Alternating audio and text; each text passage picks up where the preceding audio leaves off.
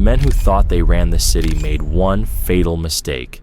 They believed Elias was just another easy mark, a man with a nice car, a quiet life, a loyal dog, something to be taken, used, and discarded without consequence.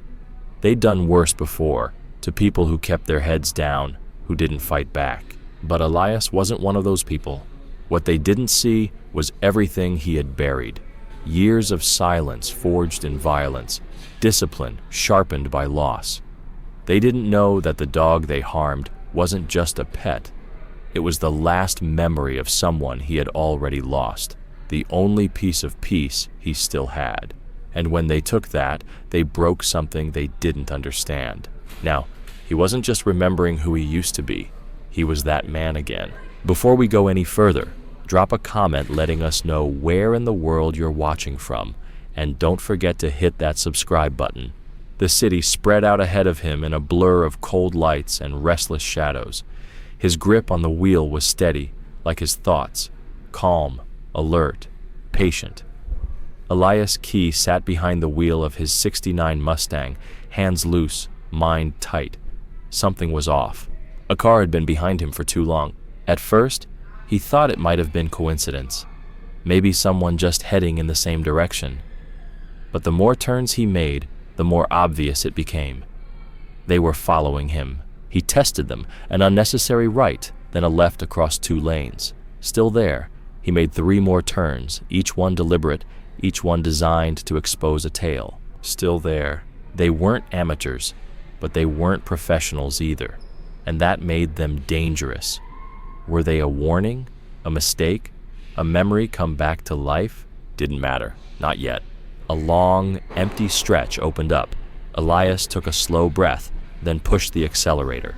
The Mustang responded instantly. Powerful. Precise. The tail tried to match him but hesitated. A second too late. That's all he needed. Elias cut his headlights and turned sharply down an unlit road. Then he killed the engine and tucked the car between 2 rusting trucks. A few seconds later, the car chasing him sped past, still searching. But Elias was no longer being hunted. He was already watching. He stayed in the dark for a while, listening, not just to the silence outside, but to something deeper, something that had been asleep in him for years, now wide awake. By the time he drove home, the night should have been over, but something still didn't feel right. The air had that stillness you only notice when you've been trained to hear it, the kind of quiet that tells you you're not alone. As the gravel crunched under the tires, Elias scanned the tree line. His dog was already waiting on the porch, ears up, tail still. It was always like that. The dog felt things before Elias did. Tonight was no different. Inside, everything looked the same, but the smell in the air was off. The energy in the room had shifted. And then, a breath, almost silent, almost missed. But not by Elias. He locked the door behind him like it was any other night, set the keys on the counter, walked forward like nothing had changed, but his hand drifted toward the underside of the kitchen counter where a small knife always waited. Then the voice came. Well, damn, this place is nicer than I thought. Young, overconfident, like someone who'd never had to pay the price for being wrong. Elias didn't turn immediately. He just breathed. The man behind the voice kept talking, walking through the hallway like he owned it. Bet this cabin cost a fortune. Elias turned. 3 of them, young, careless, thinking they were in control. Leather jackets, lazy eyes, fake confidence. The one in the center smirked. I saw your car outside, he said. Didn't expect some old guy. Elias didn't react, just studied him. This wasn't a professional hit. This was no vendetta. Just a kid who thought he saw an opportunity. Keys, the man said, holding out his hand. Elias didn't move, didn't blink. That pause, the one where a thief expects compliance and instead meets silence, it landed hard. The young man faltered, just for a moment. Not fear, but uncertainty. Then Elias spoke. That's not going to happen. The room shifted. And what came next? They never saw coming. If Elias had to guess, The way the other two glanced toward the one in the middle told him everything. This one was the leader, Luca. He tilted his head slightly, sizing Elias up like someone reviewing a bad investment. "I'm actually being nice," Luca said, voice smooth but loaded with arrogance. "I could have walked in, grabbed what I wanted, and disappeared before you even noticed. But here I am, giving you a chance to hand it over. Don't make this difficult." Elias exhaled quietly, shifting just enough to keep the knife hidden beneath the counter within reach. His voice came low, steady. "You shouldn't be here. You don't know what you're walking into." Luca's smirk tightened, but there was a crack in it now. "Oh, I think I know exactly what I'm doing," he shot back. "You're the one out of your depth. That car out front, it's mine now. You hand over the keys and nobody gets hurt." A low growl broke the air. Elias's dog had stepped forward, muscles coiled, eyes fixed on the threat. Luca glanced down, then laughed dismissively. "What, this mutt's supposed to scare me?" But Elias didn't move. His heartbeat stayed slow, focused. Years of choosing silence over conflict had built a certain kind of peace, but some men were never truly allowed to retire from the life they came from. Luca sighed, like he was doing Elias a favor. Then, slowly, he reached into his jacket and pulled out a pistol, letting it dangle loosely at his side. No control, no grip, finger off the trigger. A show, not a skill. He raised it slightly. That's when Elias spoke, his voice sharp, calm, undeniable. "Don't." It wasn't a warning. It was a fact. And for the first time, Luca hesitated. But instead of listening, he turned to his crew. "Can you believe this guy? Some old man thinking he—" Elias moved. His hand found the knife under the counter in one fluid motion. No hesitation, no noise. He stepped forward, blade in hand, just as a fist collided with his side. The third man had moved, fast enough to throw Elias off balance. The knife slipped from his grip as the other grabbed his wrist and twisted. A mistake. Because Elias didn't need a weapon, he drove his elbow into the man's throat, felt the air leave his lungs, twisted free, and followed up with a hit to the ribs that made the man stumble back. But there wasn't time to finish. His attackers were already closing in. The fight had begun. The moment Elias struck, their illusion of control shattered. They had numbers. That gave them confidence. But confidence without skill was dangerous. For them. One lunged forward. Elias caught his wrist, twisted, and used his own momentum to slam him into the wooden table. Everything rattled. Another came from the side, his punch wild, aimed at Elias's ribs. It connected, hard.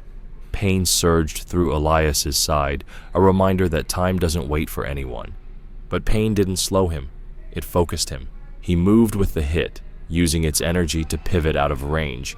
The attacker overextended, off balance for just a breath. That was all Elias needed. 2 sharp hits to the midsection, a brutal elbow to the jaw. The man reeled, stunned. No time to finish. The third was already behind him, arm wrapping around his throat in a chokehold. It was messy, rushed, but strong. Elias reacted instantly. Hands up, chin tucked, posture lowered to buy himself seconds. Air grew thin, vision narrowed, muscles strained. Then he shifted, feet anchored, weight dropped, and he slammed the back of his head into the man's face. Bone met bone. The grip loosened just enough. Elias spun free and drove an elbow into the ribs. The man collapsed. Then silence, except for the ragged breathing of the last one standing, the same one who got in the first hit. Now he had a blade. He held it like someone who thought they were dangerous. Elias had seen that grip before. Men who knew how to intimidate, but not how to survive. And behind him, near the door, Luca. Silent now, no smirk, only calculation. His fingers hovered near the weapon at his side. Elias saw it in his eyes, the realization. This was never a robbery. It was a mistake. It was never going to be a fair fight. Elias turned his focus to the last man standing. The knife came fast, aiming low. Elias stepped sideways, the blade slicing through nothing but air, and before the attacker could recover, Elias was back in, grabbing the wrist, twisting sharply. The weapon dropped with a dull clatter. One strike to the throat, another to the knee, and when the man began to fall, a final blow landed to the back of his head. He hit the ground hard and stayed down. Silence followed. Only the ragged breath of the men scattered across the floor broke it. Luka was still on his feet, but the smirk was gone, replaced with something quieter. He wasn't relaxed now. He wasn't in control, and Elias could see it clearly. The realization settling deep in Luka's expression. The kind of realization that couldn't be undone. He wasn't a leader. He wasn't dangerous. He was just a reckless young man who'd never known what it felt like to be completely outmatched. "You're not just some guy," Luka muttered, eyes darting, and for the first time there was something in his voice Elias recognized. Hesitation. He had entered the cabin thinking he was untouchable. Now he was looking for an exit. Elias took a single step forward, and that was all it took. Luka reached for his weapon, fumbled, turned sharply toward the door. The plan had changed. He wasn't here to take anything anymore. He was here to get out. But before he ran, he did something Elias didn't expect. A single shot rang out. It echoed through the cabin like a crack in the world. The dog. Elias's shadow, his last piece of something whole, had lunged to protect him. It always had. Without hesitation. Without fear. The shot hit square in the chest. The body dropped, and the world stopped. Luka didn't wait to see what he'd done. He was already gone. The door flew open. Boots hit the dirt. The engine of Elias's car, his car, roared to life and tore down the road. Elias didn't move. He could have chased him, could have caught him, could have ended it right there, but his feet wouldn't move. The sound of tires disappeared into the distance, and Elias sank to his knees. His hand hovered just above soft fur that was already losing its warmth. His fingers trembled, not from fear, not from adrenaline, but from something deeper, something heavier. His breath felt wrong, his chest too tight, his heartbeat steady but distant. Something inside him had gone quiet. There were no tears, no words, just a silence that pressed down like stone. The dog hadn't been a pet. It had been a promise, a part of a life he had tried to protect. And now, it was gone. And with it, the man he had become in these quiet years. What remained was something else, something older, something unforgiving. Luka had taken the car, but he had stolen far more than that, and Elias Caney was going to take everything from him in return. He stayed there, kneeling in the stillness, the glow of the cabin dim and distant.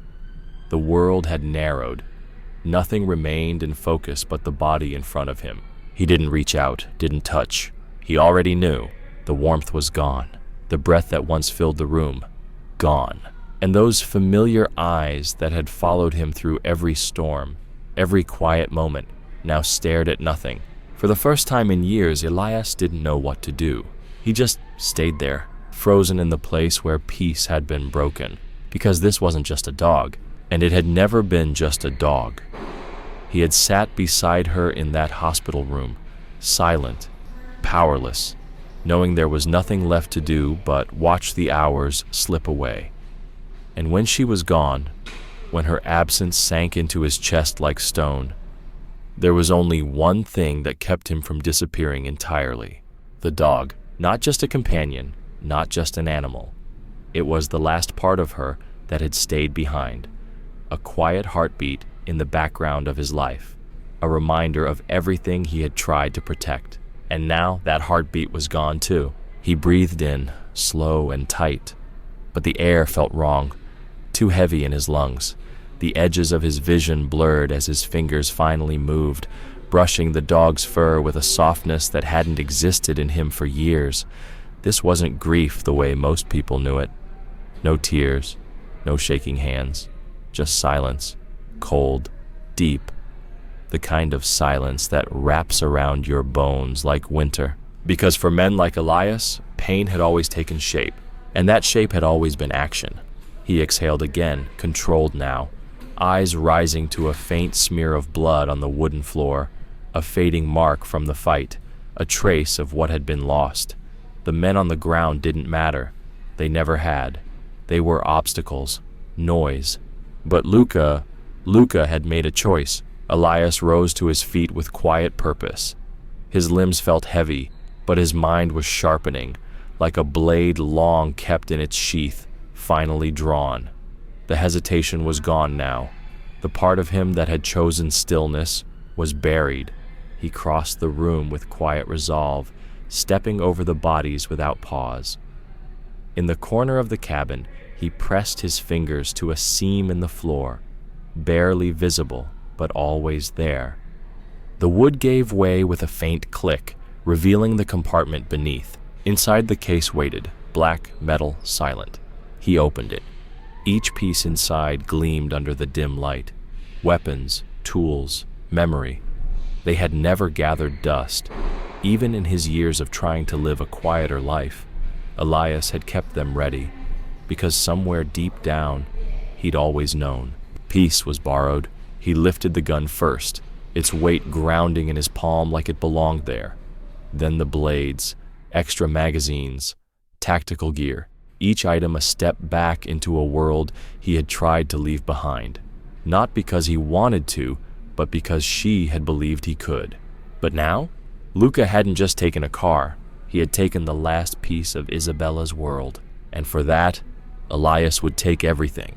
His movements were clean, rehearsed. Muscle memory guided his hands. He strapped the gear on like a uniform. This was no longer a man recovering from loss. This was a man returned to his element. By tomorrow, he would have a name. By the end of the week, Luca's crew would be ghosts. And Luca himself, he would learn what it meant to be hunted. The city at night had always had a different rhythm, one built for those who knew how to move in silence, in the spaces between sirens and streetlights, in the whispered places where business was done in shadows and names were exchanged over unfinished drinks. Elias moved through it like he had never left. Even after all this time, even after all those promises to himself, he was home here. Because oaths mean little when the past refuses to stay buried. Luca Saleri. The name meant nothing to Elias. Not at first. The kid had been in his home, acting like he ran the place. Confident, entitled, armed but untrained, and unknown. That part was strange, because Elias had once known every name that mattered in this city. Who they worked for, how long they'd last, who would fall. But this was either someone new or someone being hidden, and Elias knew where to go for answers. The bar was tucked into the kind of corner the city forgot, where the booths stayed dark and questions were currency, a place where the old world still lived, just beneath the surface. He hadn't been there in years, but neither had the man behind the bar changed. Marcus Ville, a man who made it his job to know everything, and to know who needed to know it. When Elias stepped inside, the door creaked softly behind him. A few heads turned, then turned back. Marcus looked up from behind the counter, drying a glass with the same quiet rhythm he always had. For a moment, nothing moved. Then he set the glass down and muttered, "Didn't think I'd see you again." Elias pulled up a stool, sat in silence. Marcus didn't ask questions, just reached for the bottle and poured 2 glasses. "I'm guessing this ain't a social call," he said, sliding one across the counter. Elias lifted it, let it sit in his palm, then finally spoke. "I need a name." Marcus gave a tired smile. "You always do." He leaned in, eyes searching Elias's face. "But this one feels personal." Elias nodded once, quiet, final. "Luca Saleri, tell me everything." Marcus's expression barely changed, but Elias knew him well enough to catch the shift. A subtle pause, shoulders tightening. A breath held just a second too long. "Huh," Marcus murmured, reaching for his glass. "That's a name I didn't think I'd ever hear coming out of your mouth." Elias waited. Marcus took a slow sip, then set the glass down with a soft clink. "Kid's the son of Victor Saleri. You remember Victor?" Elias nodded once. Marcus let out a short breath, eyes narrowing slightly with the memory. Victor was sharp, cold, sure, but smart, ran things quietly, never let chaos spill onto the streets. But the kid? He shook his head. "Luca's different. Grew up in his father's shadow without learning the discipline. No instincts, no brakes. Thinks the world owes him respect just because of his last name. Elias said nothing. He didn't have to. He knew that kind of man well. Men who rose too fast, burned too bright, and believed that reputation alone could shield them from consequence. And now the consequences were catching up. Marcus studied him for a moment, then leaned in slightly, his voice lower. Why are you asking, Elias? You don't come back to this world for nothing. What did the kid do?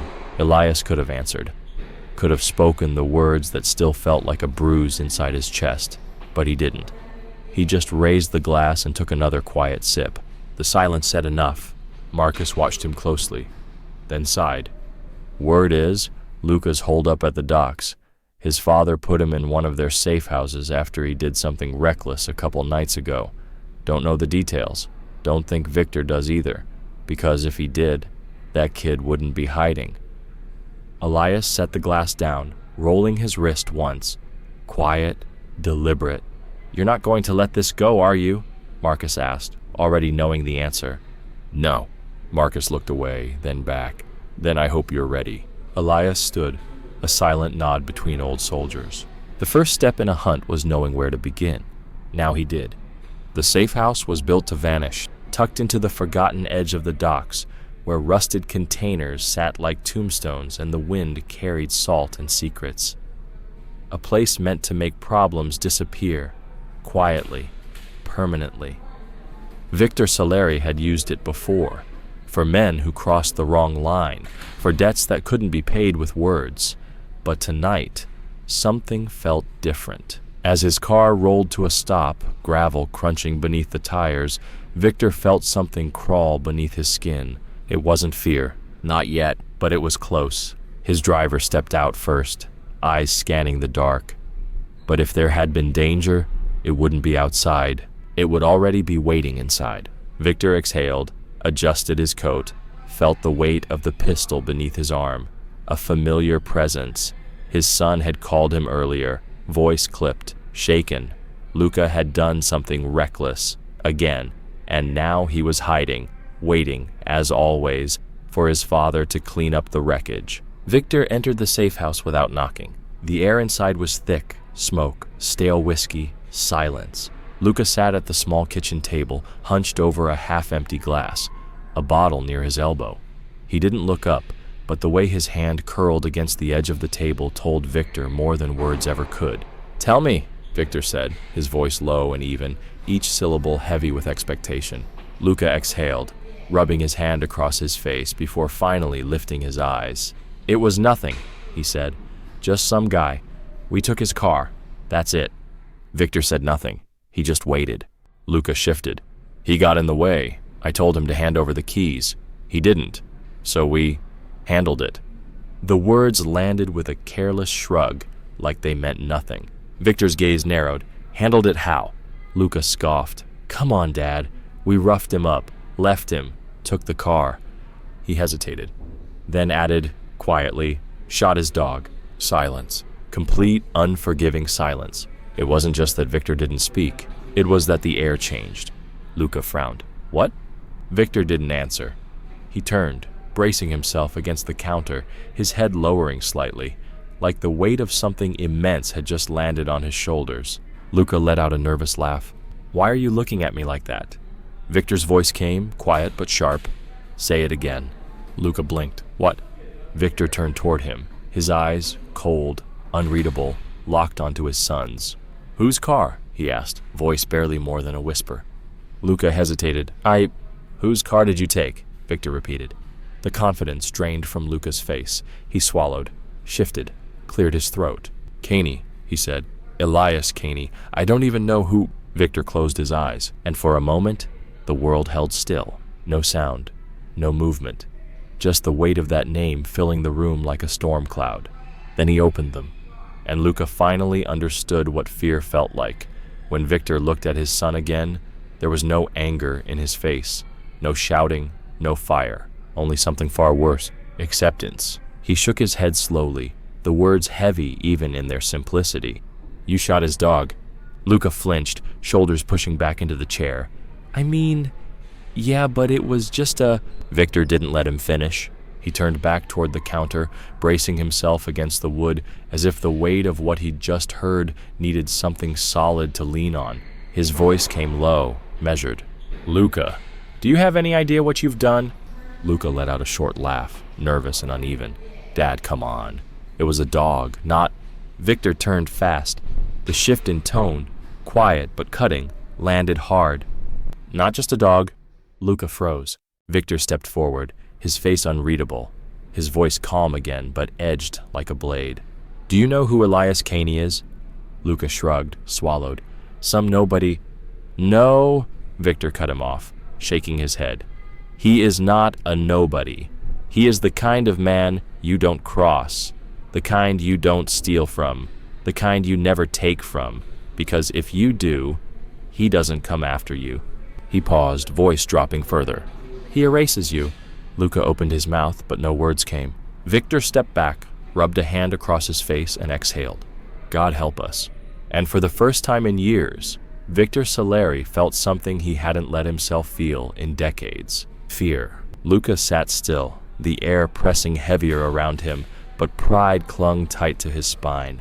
He scoffed, trying to shake off the chill building in his gut. You're overreacting. He was just some washed up... Shut up. It wasn't loud, but the words sliced through the air like broken glass. Luca's jaw tightened. He blinked, and something changed. This wasn't his father being angry. This was his father being afraid. Victor gripped the back of a wooden chair, knuckles whitening, jaw clenched like he was holding something in. His voice came quiet again, controlled but weighted. You were in his home. Luca shifted in his chair, suddenly uncomfortable in a way he couldn't explain. Yeah, so what? What did he do? Luca scoffed again, voice shaky. Nothing. That's what I've been trying to tell you. He just sat there. I told him to hand over the keys, and he refused. So we handled it. Took the car. Left him. A pause. I mean, yeah, he got a couple hits in, but come on. He's just some old... The slap landed fast. Not rage, not chaos. Just precision. Luca's head snapped sideways. His hand flew to his cheek. His breath caught, stunned. He turned back slowly, eyes wide. Victor's voice didn't rise. It didn't need to. You mean to tell me you stood inside Elias Caney's house, laid hands on him, stole from him, killed his dog, and left him breathing? Luca's jaw flexed. Yeah. Victor exhaled. A quiet, hollow chuckle escaped him, bitter as rust. And now 3 of my men are dead. Luca blinked. What? Victor tilted his head. You didn't know that, did you? He stepped closer, his voice almost a whisper now. They found them tonight. One in an alley, one in his apartment, one just gone. No signs of struggle, no noise, just silence. Luca's breath caught. He remembered Elias's eyes, the stillness, the calm. Not submission, calculation. Victor began pacing, mind already moving. You think he didn't fight back because he couldn't? You think he just let you walk out because he was afraid? Victor turned sharply, locking eyes with him. He let you walk out because he was deciding whether or not to end you right then. And now that he's made his decision, he shook his head. Now he's hunting. Luca's stomach twisted. Victor rubbed his face once more. I can fix this. Luca exhaled in relief. Good, so... Not for you. Luca froze. What? Victor didn't answer. He reached for his phone. Dialed. Dad, what are you doing? Victor raised the phone to his ear. Put out the contract, he said. Luca's heart pounded. Dad, $5 million. I want every man worth anything to know. It's him or it's us. A murmur on the other end. Confirmation. Luca stood fast, chair scraping across the wood. You're serious? You're putting a hit on him? Victor lowered the phone, eyes cold. I'm not putting out a hit, Luca. I'm buying us time. Luca shook his head, panic rising. You're acting like he's some kind of... He is. The words landed like a hammer. Victor stepped close. You don't kill a man like Elias Caney. You slow him down. You throw bodies in his way until he pauses, just long enough to find a way out. Luca stared at him. And if we can't? Victor took a breath, then said it. Then we die. After the first man disappeared, the others grew cautious. Paranoia crept in like a slow poison. The second one had barricaded himself inside his apartment, gun never out of reach, flinching at every shadow that crossed the walls. But Elias didn't rush. He waited, slipped in through the fire escape, through an open window barely wide enough for a whisper. By the time the man realized he wasn't alone, the fight was already over. And now the third, smarter than the others, had seen the pattern, had tried to run, but running never helped. Elias found him in an alley. The man was breathless, his fear thick in the air. "Please," he rasped. "I didn't have a choice." Elias looked at him quietly for a long moment. "Neither do I," he said. And just like that, the last of them fell. The message had been delivered. The ones who had crossed the line were falling, and now there was only one name left: Luca. Elias exhaled slowly, adjusting his coat, already turning over the next step in his mind until he heard footsteps. He didn't tense, didn't react. He recognized them. The steady rhythm of someone who once moved beside him, not against him. "This is getting messy." Elias turned. The man stepped into the glow of a nearby street lamp. Tall, lean, dressed in dark clothes. Hat pulled low over sharp eyes. Cal Morrison, an old contact. One of the few who had survived in the city by walking the razor's edge between useful and dangerous. He had dealt in whispers, in secrets, in things people weren't supposed to know. But tonight, he wasn't watching the storm. He was standing inside it. Cal let out a slow breath, rubbing a hand over his face. "I know what you're doing," he said. "Honestly, the whole city's starting to figure it out." His eyes flicked down to the body at Elias's feet. "And so is Victor." Elias said nothing. Cal took a step closer. "He put a price on your head." The words landed without surprise. Elias had expected it. Men like Victor didn't sit still when things spiraled out of control. They struck deals. They bought time. "How much?" Elias asked. Cal gave a bitter chuckle. $5 million.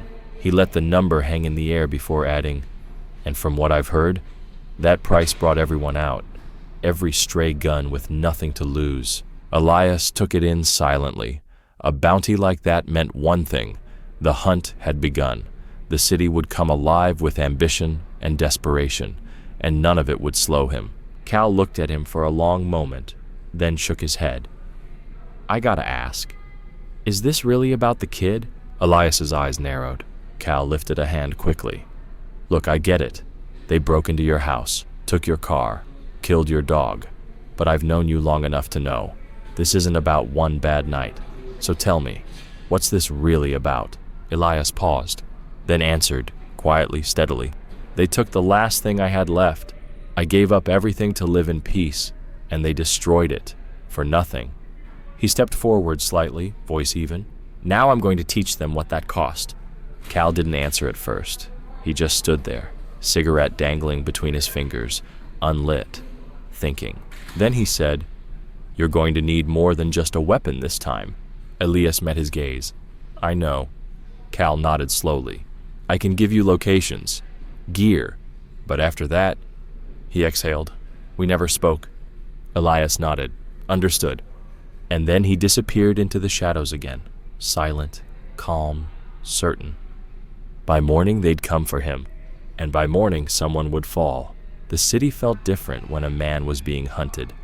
The air was heavier, the silence more intentional. Conversations died out when certain names were spoken. Even the shadows seemed to stretch a little longer. Elias felt it. The shift, the tension. Victor's bounty wasn't about revenge. It was strategy. It wasn't meant to kill Elias. It was meant to slow him down, distract him with enough bodies to stall the inevitable, buy time, create space. But Victor had made one critical mistake. Elias wasn't slowing down. He sat alone in a dim motel room, the hum of a distant highway bleeding through the thin walls. His movements were quiet, methodical. The pistol in his hand clicked softly as he loaded it, attached the suppressor, and slid it back beneath his coat. He had seen it in their eyes, the men who passed him on the street. A moment too long, a glance that lingered. They were already here. 6 of them. Confident, organized. Wrong. They had numbers. They had a plan. They thought they had control. They had watched him for hours, careful, methodical, always just out of sight, waiting for the right moment. But the moment had never belonged to them. It had always belonged to him. Elias stood from the table in the motel room, rolling his shoulders as he exhaled slowly, letting the weight of what was coming settle deep in his frame. Outside, the city moved as it always did.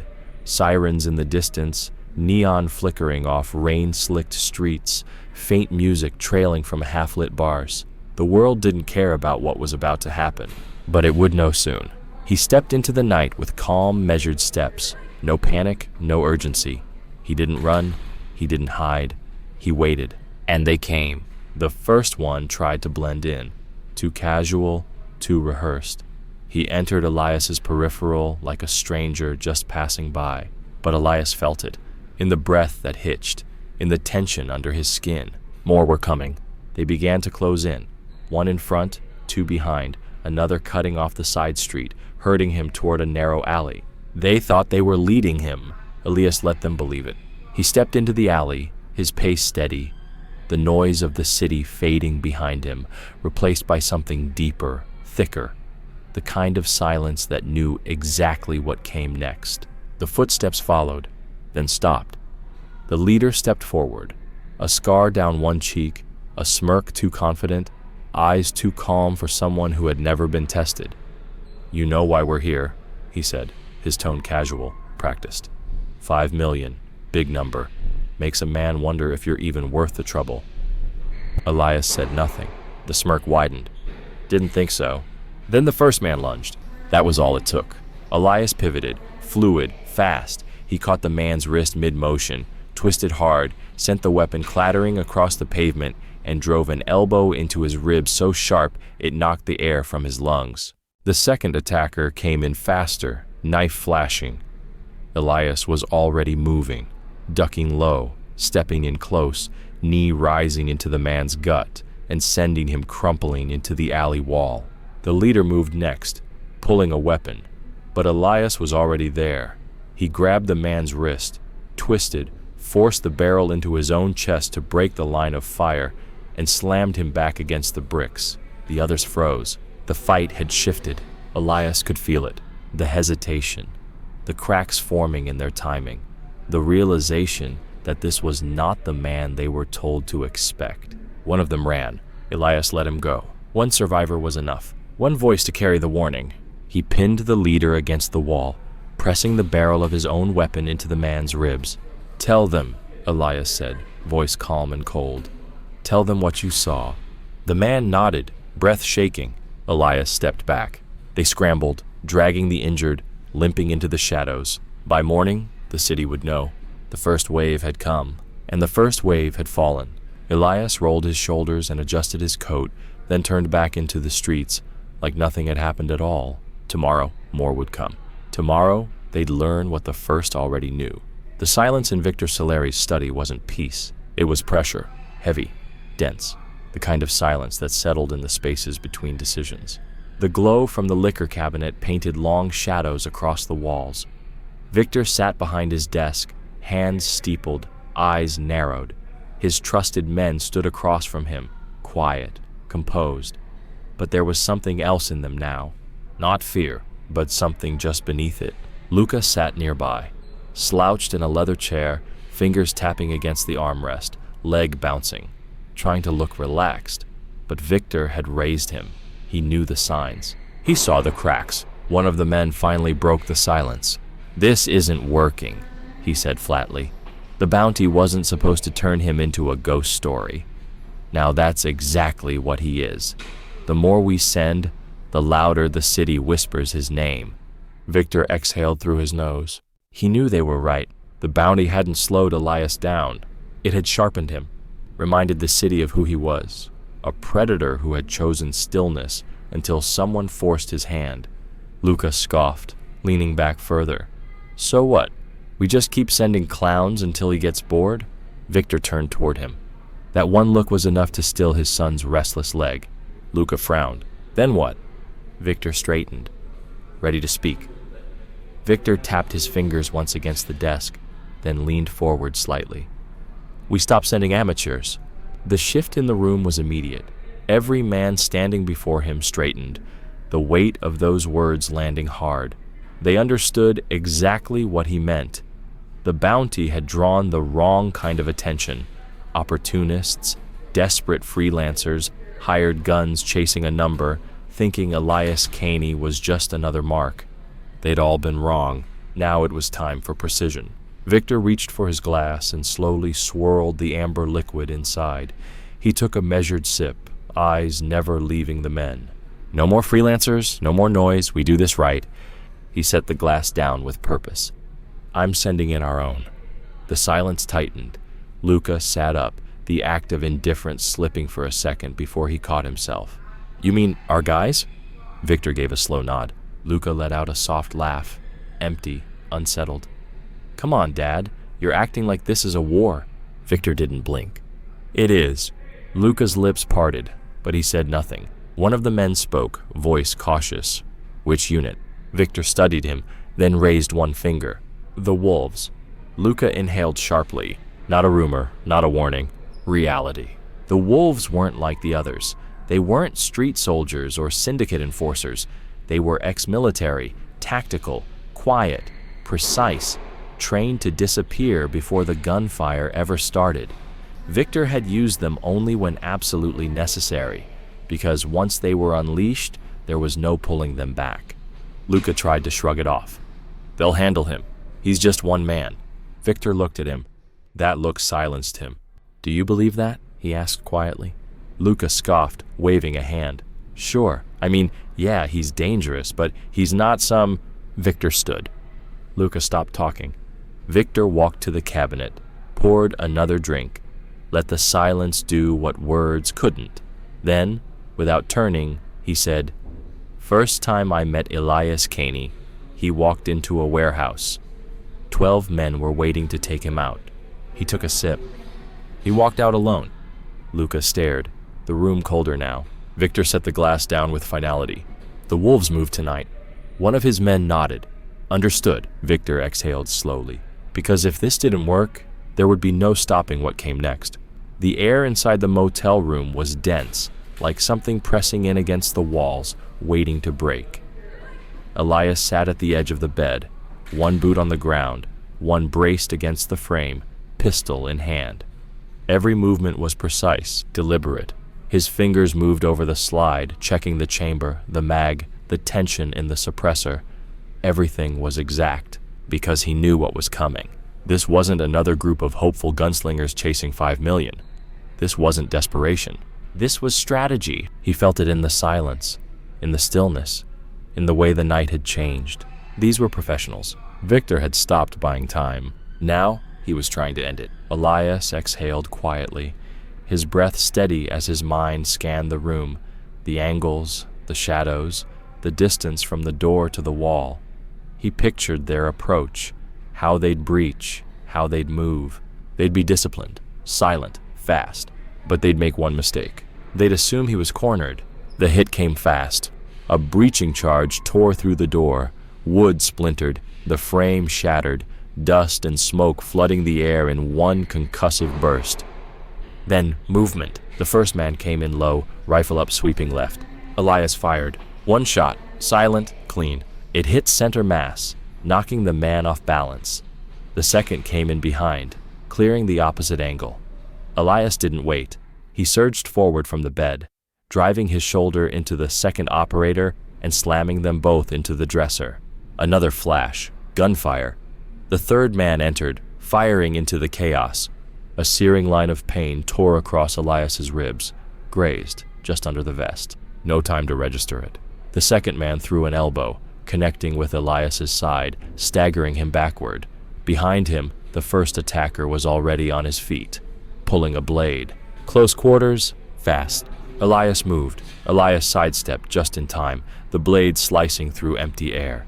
His body twisted sharply, and he brought the butt of his pistol down hard across the attacker's wrist. The knife clattered to the floor, but the man didn't freeze. His other hand drove into Elias's gut, stealing the breath from his lungs and doubling him over. Before he could recover, the second operative wrapped an arm around his neck from behind, dragging him backward with practiced force. He hit the floor hard. The impact jarred his shoulder and sent a haze across his vision. Through the blur, he saw the first man reach for the knife. The second raised his weapon. They thought it was over. But Elias moved on instinct. He rolled sharply, his leg lashing out, catching the nearest man's knee. The joint buckled and Elias seized the opening, grabbing a shattered lamp from the floor and swinging it upward. The metal base connected with a sickening crack. The man dropped instantly. No time to breathe. The third attacker lunged, blade flashing. Elias caught the steel across his shoulder, a sharp, searing slice, but his hand was already on the man's wrist, twisting hard. The knife flew free. A brutal strike to the throat dropped the attacker, his body gasping involuntarily, as Elias snatched the fallen rifle and fired. A clean, silenced burst. Done. But the fight wasn't. Two more, still outside, listening, waiting. Elias could feel them, the stillness beyond the door, the tension of trained men reassessing the situation. They weren't charging in like the others, they were letting him come to them. Fine. Elias pulled in a breath, touched the bleeding at his side. Warm, slick, not deep enough to stop him, but enough to sting. He moved quickly, reloading from the fallen vest, steadying his breath. And then he opened the door. The hallway was narrow. He didn't make it 2 steps. A heavy boot struck his gut, slamming him back into the wall. The rifle dropped from his hands. Before he could recover, the second man grabbed his coat and yanked him forward into a savage knee strike. Pain tore through his ribs. Then an elbow cracked across his jaw, snapping his head sideways. Darkness crowded the edges of his vision, but Elias didn't fall. He pivoted sharply just as the next strike came. His forearm collided with the attacker's wrist, redirecting it wide. Then he drove his elbow into the man's sternum, hard. The man wheezed, staggered. No time. The other grabbed him again. A chokehold this time. Clean, controlled. Pressure cutting off breath, vision tightening. This was different. Not a street brawl, not rage. Technique. Elias's hands clawed at the wrist, but not to break the hold. That would take too long. Instead, he shifted his weight, then slammed both their bodies into the drywall behind them. The grip held, so Elias dropped lower, grabbed the man's thigh, fingers driving into a pressure point just above the knee. Nerves screamed. The hold loosened. It was enough. Elias shifted, grabbed the attacker's arm, and used his own momentum to flip the man over his shoulder. The man hit the floor hard, but the second was already on him. A hook caught his ribs, jolting, but not stopping him. Elias stepped into the space, trapping the arm, and drove his forehead into the man's nose. Blood exploded. The man stumbled back. Elias didn't let him. A strike to the kidney, a knee to the gut. The man gasped and dropped, but the first attacker was back on his feet. A blade glinted in his hand. Elias twisted as it came in. A shallow slice opened across his ribs, but his hand locked around the attacker's wrist. For a second they grappled, muscles taut, arms locked. Then Elias shifted his weight, grabbed the man's head, and slammed it into the motel wall. He crumpled. The last operative was still on his knees, bloodied, breath shallow. Elias stood over him, his chest heaving, shoulder burning. The man wiped the blood from his mouth, shook his head slightly, eyes full of something Elias had seen before, but rarely in men like this. Understanding. "I get it now," he said, voice hoarse. Elias didn't answer. The man nodded, barely able to breathe. "You're not going to stop, are you?" Elias exhaled slowly. "No." The man chuckled weakly, a sound edged with finality. "Figures." Then he lunged. The final exchange was brief, raw, fists connected, bone cracked, flesh folded under pressure. And then silence. One last body fell to the motel floor. Elias stood alone, bleeding, burning, but still standing. The last body hit the floor. Then silence. Elias stood still, his breath steady but strained, ribs pulsing with pain, adrenaline fading into a low, bruising hum in his chest. He ran a hand across his jaw, rolling his shoulder slowly, then stepped over the fallen without looking back. The wolves were done, and now they were just another message, one the city would find by morning. A vibration broke the silence, low, insistent. It echoed faintly across the blood-stained floor. Elias turned, eyes settling on one of the bodies, on a phone still clutched in cold fingers, the screen glowing weakly in the dark. Victor Salieri. The name pulsed. Elias crouched, picked it up. His thumb hovered. "Then?" he answered. "Yeah." Silence. Then Victor's voice, low, even, balanced on the edge of something that wasn't quite fear, but wasn't far from it. "Elias." Elias leaned back against the wall, his grip tight on the phone. His voice was calm. "Victor." The space between them stretched, the line silent except for the faint static of a city holding its breath. Then Victor exhaled, barely audible. "I assume my men are gone?" Elias didn't answer. He didn't have to. Victor let out a breath, measured but unsteady. There was something in it Elias recognized, not fear, not grief, but the slow understanding that there was no going back, that something permanent had already begun. "You've made your point," Victor said. The tone shifted. It always did, when power started slipping. "You want revenge. I understand that. You want Luca. Fine. We can talk. There's no need for more blood." Elias let the words sit. "Absurd." He spoke finally, low and sharp. "You think this ends in a conversation?" Victor sighed. "You're angry, I get that. But this—" Elias cut him off, his voice rising, not in volume, but in weight. "He came into my home." The silence deepened. "He put his hands on me, took what was mine, and when that wasn't enough, he put a bullet in the last piece of her I had left." His voice cracked, not from weakness, but from something too sharp, too old, too deep to contain. Now his chest rose and fell with something that wasn't just pain. It was everything that had waited too long. "You're telling me we can talk?" Victor's voice came quieter, cautious now. "I know what you lost."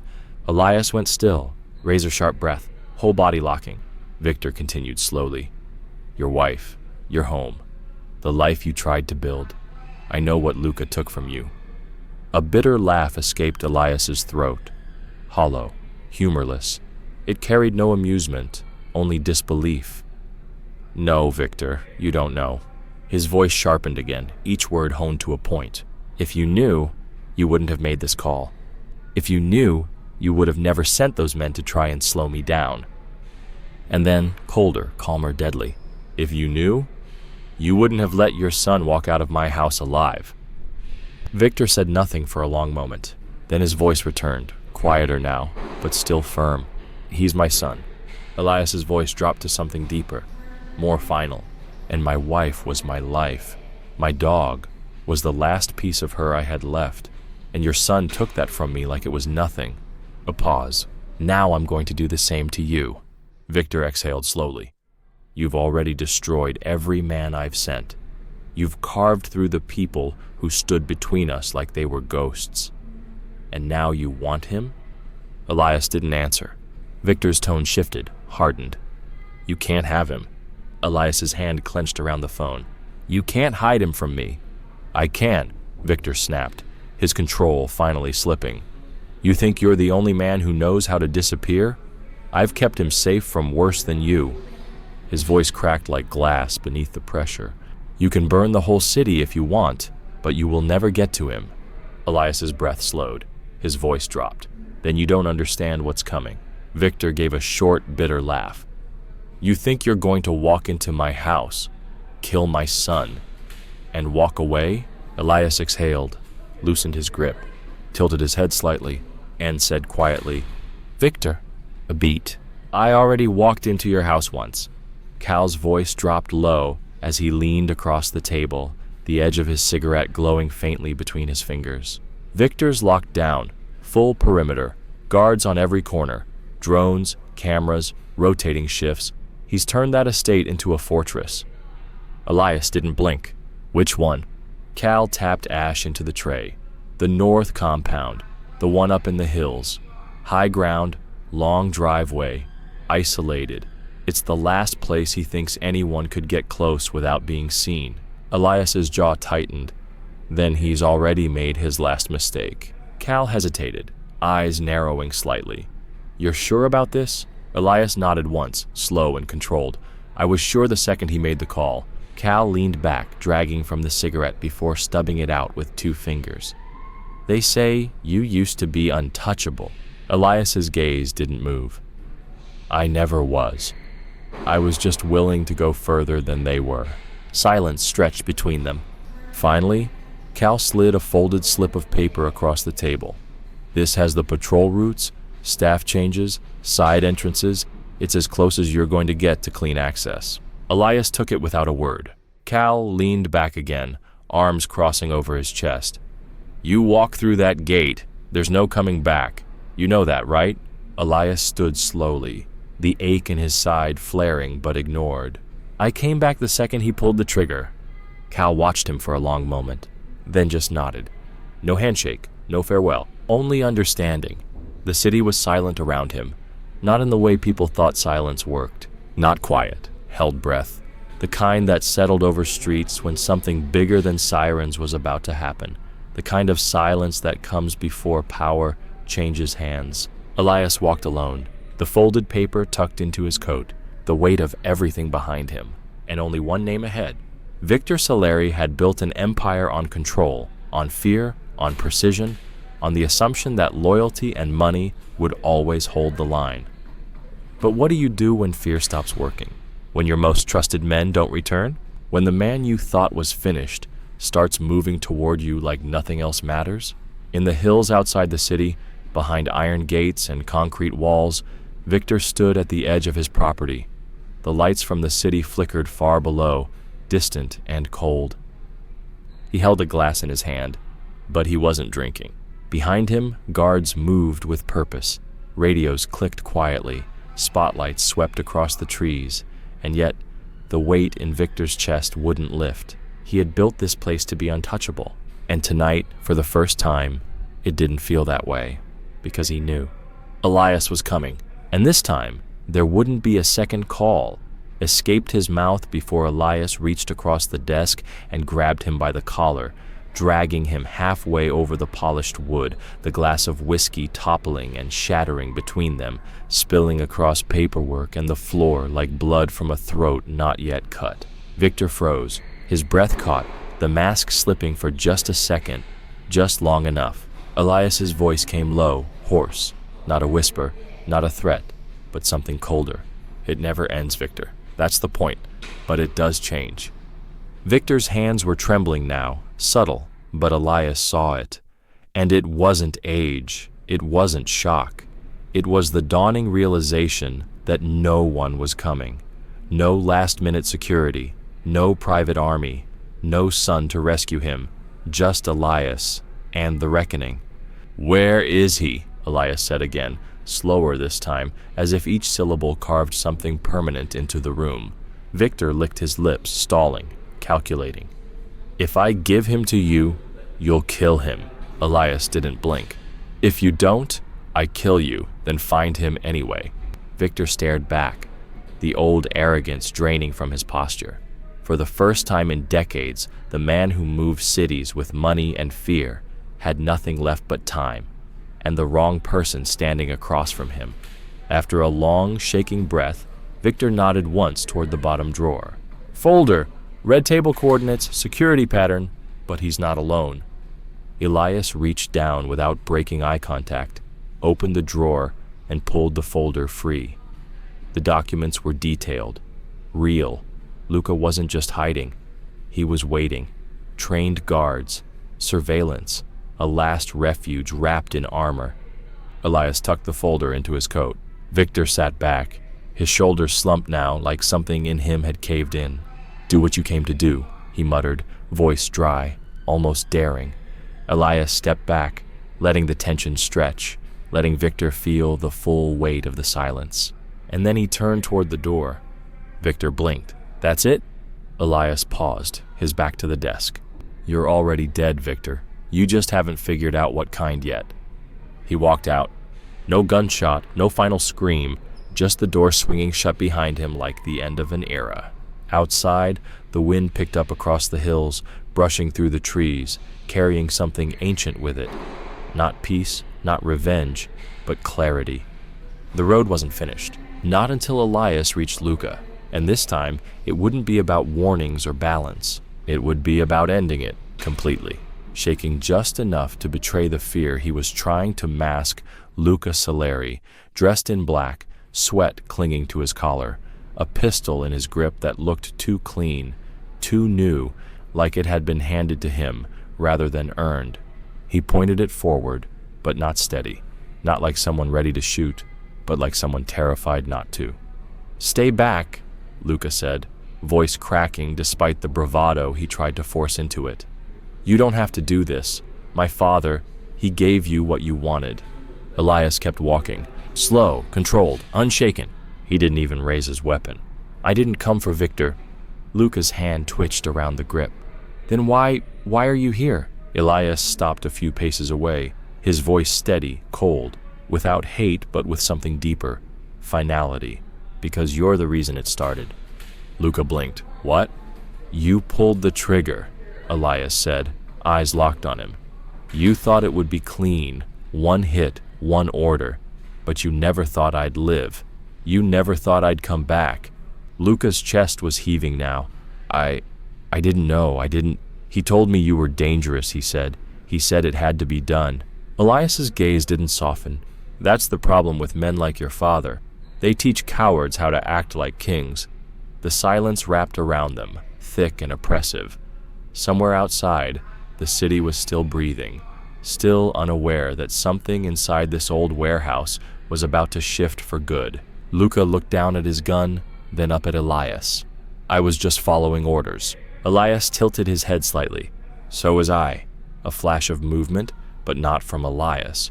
Luca's hands shook, gun raising for a fraction of a second before Elias moved with the kind of precision born from pain, from years of violence, a single strike, controlled and clean, disarming the boy and sending him stumbling back against the crate. The gun clattered to the floor. Luca held up both hands now. "Please." Elias didn't flinch. "I should kill you," he said plainly. "Not because it would fix anything, but because it would end something." Luca's voice cracked again. "Then why haven't you?" A long pause. Then Elias took a breath, slow and steady, before stepping back. "Because I'm not him." Luca blinked. "You'll live," Elias continued, voice even, "but you'll spend every day knowing exactly why, and what you could have become if you were anything more than your father's shadow." Then he turned, walked, left Luca on his knees in a warehouse filled with dust, ghosts, and silence. The city didn't cheer. No headlines screamed. No justice came from the sky. But something ended that night, and something else began. Elias Key disappeared before sunrise, and no one knew where the storm would land next. Heavy with everything he wasn't saying. His voice, when it came, was quiet, final. Number nothing brings her back. Victor flinched, not physically, but something behind his eyes cracked, just for a second. The night air pressed in around them, the echo of the docks now filled with something more dangerous than silence. Certainty. "You killed a name," Victor said, stepping forward again, his voice like gravel under weight. "But the city doesn't run on names. It runs on fear. You think they're going to follow you?" Elias tilted his head, one corner of his mouth barely twitching. "They already are." One of the men beside Victor shifted, uncertain, just enough for Elias to notice. Victor saw it too. "That's what this was?" he snapped. "Some crusade? You think you're justice? You're just another broken man looking for a reason to keep breathing." Elias's gaze didn't waver. "Then why are you still talking?" Victor's mouth opened, then shut. The wind off the bay curled through the alley, snapping at coats and rattling a loose sign high above. It was the kind of moment the city never noticed. Two ghosts standing in a place built on silence and violence and the illusion of control. "You destroyed everything," Victor said at last. His voice wasn't a threat. It wasn't grief. It was just tired. You know what comes next? Elias nodded. I do. A beat. Then slowly, Elias reached into his coat. Both guards tensed, weapons twitching toward his chest. But Victor didn't flinch. He just watched. Elias pulled out a small black object and tossed it onto the pavement. It slid across the ground, landing at Victor's feet. A phone, unlocked. A single open photo glowing on the screen. Victor looked down. A picture, his son, Luca, taken minutes before. Still breathing, still alive. Victor's brow furrowed, confusion spreading slowly across his face. You said, he started. I said I already did, Elias interrupted. But not what you think. Victor looked up. You're bluffing, he said, but his voice had already begun to fray. Elias took one slow step closer. You built an empire on fear, on silence, on pretending your word was law and no one would challenge it. But I just did, and now every man watching you is asking himself the same thing. If Elias Key let Luca live, what did he see in him that you never did? Victor didn't answer. Your world ends tonight, Elias continued, but mine doesn't have to. Then he turned, walked, no bullets fired, no final blow, just the sound of footsteps fading into the dark. And for the first time in Victor Solari's life, he was the one left behind. Against the edges of the moment, his voice a calm blade slicing through the night. That's the difference, Elias said. I never needed an excuse. I needed a reason. Victor's eyes narrowed, his finger twitching ever so slightly on the trigger. And that reason was a dog? Elias stepped forward again. That dog was family. Loyal. Pure. Something your world never understood. Another beat. The silence between them stretched like a pulled wire, thin, trembling, on the edge of snapping. Victor's jaw clenched. His hand moved first, but Elias was already moving. The gunshot cracked the air, followed by another, then silence. Victor staggered back, clutching his side, his face twisted in disbelief, not just at the pain, but at the fact that it had come at all. He dropped to one knee, his breath ragged, blood soaking through the fabric of his coat. Elias stood over him, his own weapon still raised, steady. No anger, no satisfaction, just the weight of everything finally landing. Victor looked up, his voice gravel. You really think you've changed something? Elias didn't answer. Victor coughed, the blood catching in his throat. You kill me, and 10 more take my place. No, Elias said softly. Not if they know what happens when they cross the line. Victor's mouth opened again, but no words came out. His body slumped to the side, breath leaving in one long final exhale. Elias lowered the weapon. The docks were silent again. Not peaceful, never peaceful, but quiet in that way only endings can be. He turned without ceremony, walking away from the blood, from the name Salieri, from the wreckage of a dynasty built on fear and arrogance. As he disappeared into the night, the city behind him finally began to exhale. Victor Salieri was dead, and somewhere, in a small frame above a modest fireplace, the photo of a dog named Ghost remained untouched. Finally at peace. The city would never forget him. His name would echo in alleyways, whispered between deals and betrayals, remembered in quiet stories told by men who saw what he had done and what it had cost. But Elias Kane was done, and as he stepped through the cabin door, leaving behind the blood, the ghosts, and the grave that once defined him, the world outside moved on. For the first time in years, he let it. If this story moved you, don't forget to share it with someone who needs to hear it. And if you haven't already, hit that subscribe button, because the next story might just be even more powerful. Until then, stay sharp, stay human.